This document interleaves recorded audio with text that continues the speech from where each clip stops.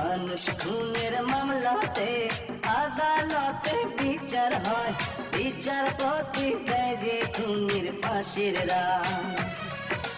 প্রেমের অভিনয় করে অন্তরটা যে খুন করে, সেই মেয়ের খুন আদালতে বিচার হয়।